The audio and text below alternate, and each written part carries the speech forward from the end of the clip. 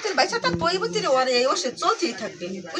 মানে চিকিৎসা করলে কি ভালো হইতে পারতো? আমরা তো ভাই অনেক হে ডাক্তারের কাছে নিয়ে গেছি, হে ডাক্তার যা আমার সাজেশন দিচ্ছে তাই আমি আমার ও এক ডাক্তার নিয়ে গেছে, অন্য কোনো ডাক্তার দেখেন না না? অনেক ডাক্তার দেখাইছি মানে শেষ আমরা শুনছি এগুলো জায়গার সম্পত্তি ওগুলো নিয়ে গেছে ভাই।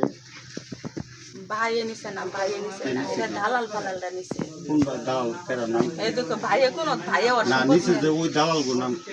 ওর দালাল মনে করেন শ্বশুরে খেত বেছে নিছে নাম কি? টাঙ্গাই মানসুরে মানছিরা আঙ্গো এই এলাকার গাজীপুরে নিয়ে না?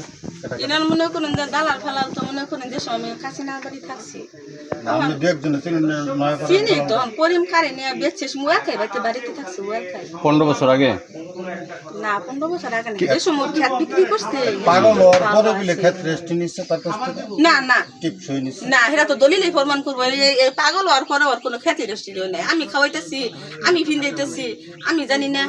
আচ্ছা, এই আপনি বললেন যে 15 বছর যাবৎ সে পাগল, অথচ আমরা জানছি যে 2010 সালে না 11 সালে ওনার জমিটা কাওলা করে নিছে। আর নিচে হইল অ্যাডভোকেট মনির, পল্টি মনির, হাশেম, আইব আলী।